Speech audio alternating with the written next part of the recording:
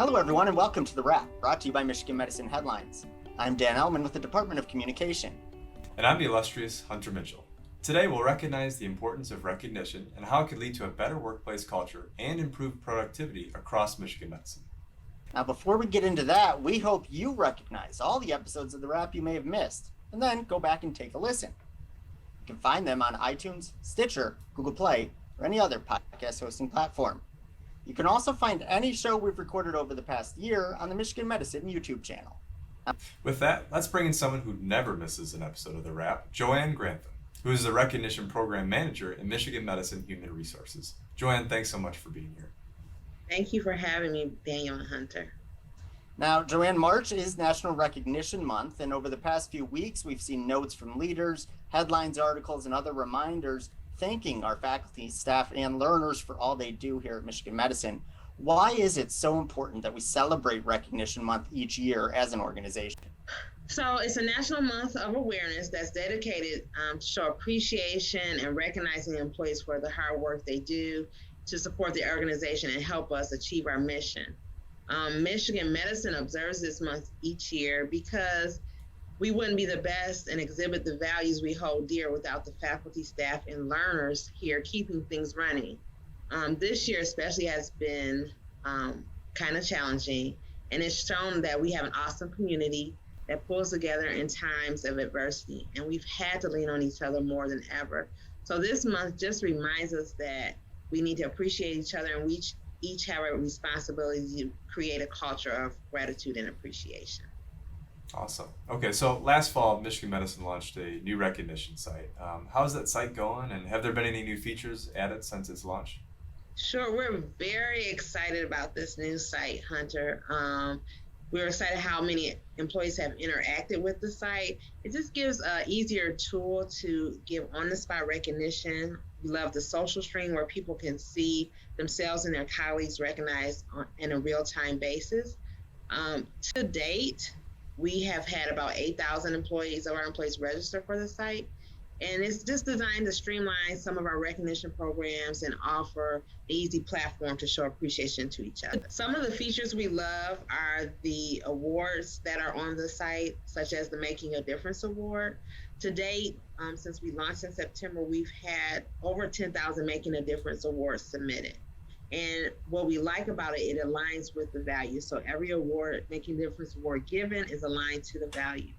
Another feature that we love are the e-cards. So to date, we've had over 1,500 e-cards sent, and you can send an e-card for any occasion. There are quite a few on there. I've sent some colleagues' birthday. I've sent some thinking of you. This is Women's History Month, so there's a card for that. If you have some phenomenal women in your work areas that you want to recognize, use the e-card feature for that as well. Recently, we just added the MVP award in collaboration with the Department of Communications. We love that. And we have a recognition task force that is looking at the platform and better ways to utilize it. Yeah, that's outstanding. I know the MVP award, we just sort of launched it last week. So Anyone can go right now onto the recognition site and nominate who you think is an MVP or superstar in your area. It's a really easy way to recognize your coworkers. So, and I know that every time we put that out within the Department of Communication, we get a huge response, and I'm sure the same will be on that recognition site as well. So I'm glad that the site is gaining traction, and we encourage everyone to keep using it. Now, Joanne, what are some other ways that you can recognize and show appreciation for your colleagues? So like you said, the platform is one great, phenomenal way, but there are other ways you can recognize, especially with those of us who are working virtually. You have to be more creative in what you're doing. So you can send thank you notes using the platform or personal notes. I know I like to get personal notes sometimes. A card signed by all team members with a positive note or feedback. And that can be either done physically or virtually. There are a lot of virtual options for that as well. Deliver lunch to home and office. So if you have the budget, if you have the means, a gift card to a lunch spot would be great. Have a movie night or a game night over Zoom with your team members. So after work or during a staff meeting, have a game time. It's a way to connect and bring us closer outside of the confines of work. And a memory book with photos and inspirational notes. Maybe over the past year, someone has captured teams working together. Put that in a book for someone to look back on the accomplishments of the team. Those are some great ways to do that. So March here is ending soon, but recognition should. Can you tell us what's ahead of the recognition program? So Hunter, you're correct. Recognition shouldn't stop at the end of the month. We have so much to be thankful for each day, and we know that recognizing the contributions employees make to the organization helps the team to become more motivated, drives better teamwork, increases engagement. So we want to keep the momentum going. March is just a time to kind of launch that and redirect our thoughts and efforts toward recognition. We encourage employees to keep using the platform, ideas share with you, or find their own ways to recognize. So I named a few creative ways, but I know a lot of teams out there are doing a lot of creative things. We're going to be highlighting some of those teams and departments in an upcoming headlines article. So look at some other creative ways you can use recognition in your areas. To continue our organizational efforts to promote recognition, I'm pleased to announce we're going to have another Employee Appreciation Week virtually. We're not ready to meet in person quite yet, so I'm looking forward when we can. But in the meantime, we have some great programs, and that will be May 10th through the 14th. So save the date, mark it on your calendars. We have a lot of great offerings, things like yoga or lunchtime concerts, others like prioritizing your self-care or your LinkedIn learning journey. We have a lot of good offerings. We want to make sure we're speaking to the physical, mental, and professional wellness of our employees.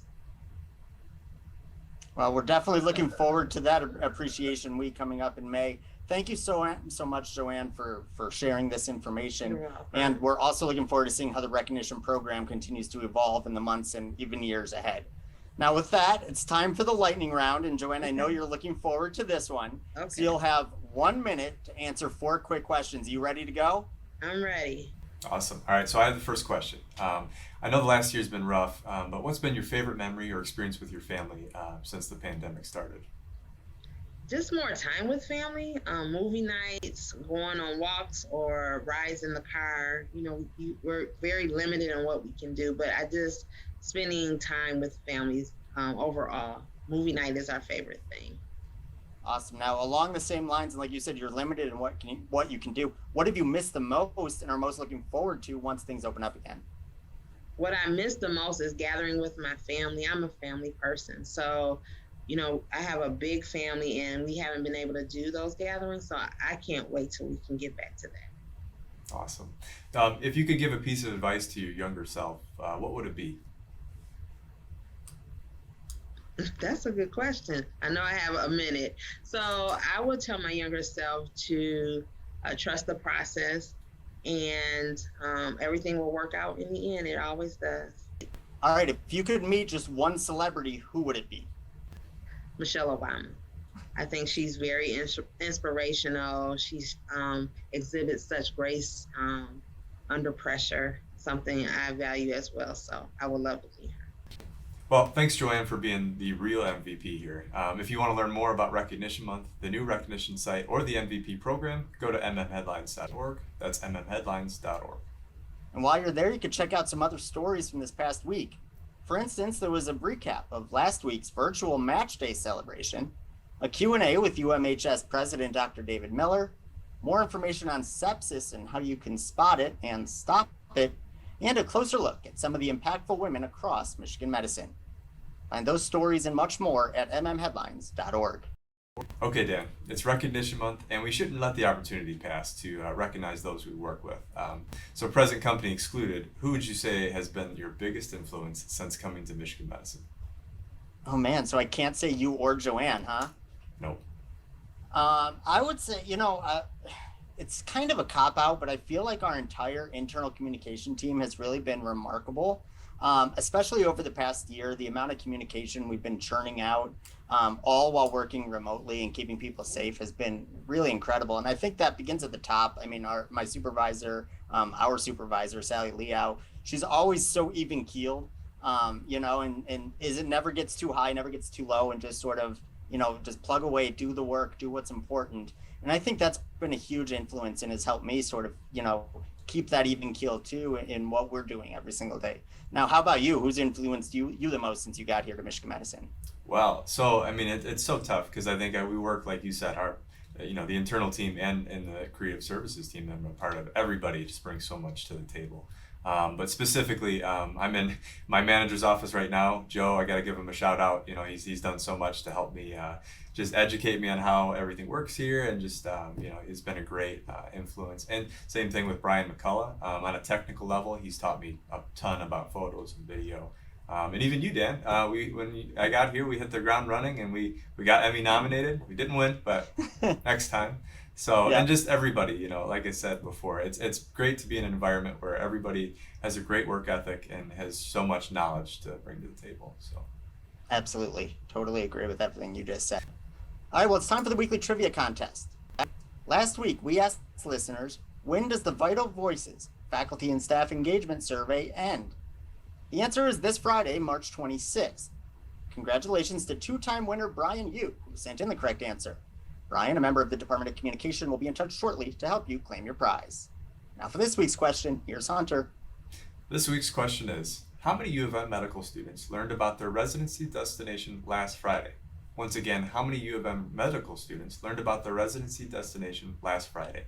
You can find the answer in this week's Match Day story, and once you know it, send it to headlines@med.umich.edu for a chance to win a prize.